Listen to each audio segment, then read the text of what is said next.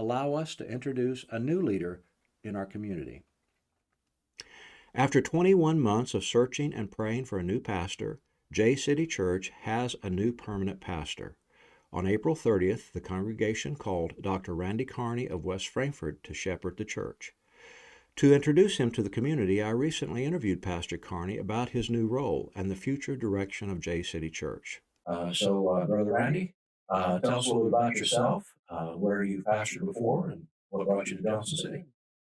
Well, I grew up in Thompsonville, Illinois, and I attended Mount Zion Free Will Baptist Church whenever I was young. And whenever I was 21, I was called to preach, and been in the ministry, I guess, close to 53 years now, Wow. 54. That's amazing. A lot of that time I was associate pastor or on pastoral staff, but I have also served as the senior pastor, or our church is the only pastor. Right. Then also, and probably, I don't know, maybe 60-40 now. It used to be about half and half, and done that. For 25 years, I was in Christian education. Worked with Accelerated Christian Education. I started the school down in Georgia. Did everything from being the janitor and the principal at the same time to That's like the job I have here.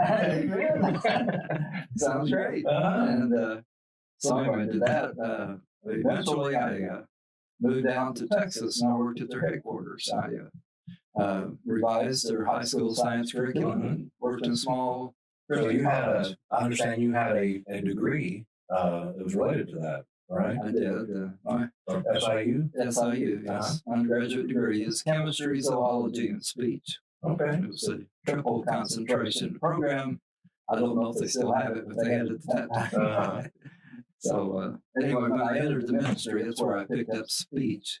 So that's an unusual combination. Well, what do you think, as far as Jay City Church and its involvement in the community, what's your vision for that? What do you see us doing here in the community as a church? Well, I'm not a real good future predictor. Okay. Well, none of us are prophets, are we? No. One of the things that I'm impressed with is the ministry that you currently have already. I should say ministries. I've really been impressed with how that the church has been involved in the community and has done so much. I'd like to see that continue. I do have something that, as I was at before. The last 4 years, I've been interim pastor over Ezra Church over in Pershing, West Frankfort area. And one of the things that we did about a year and a half ago, just a little bit of an experiment, was based on D. James Kennedy's Evangelism Explosion program. You've been in the ministry for quite a while. You've probably heard of that.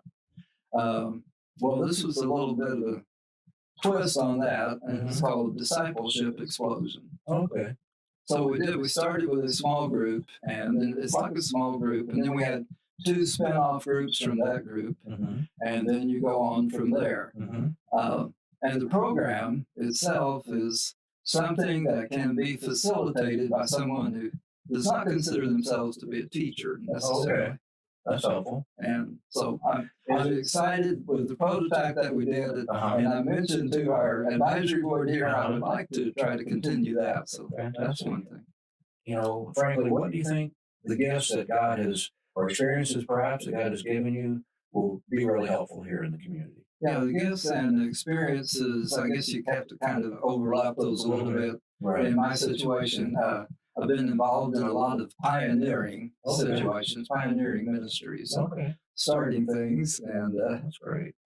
So that's one thing. Although I know this is an established church, but since these ministries that you've come up with, you didn't always have those, so you kind of pioneered some of those things. And, so that's one of the areas. The other one is that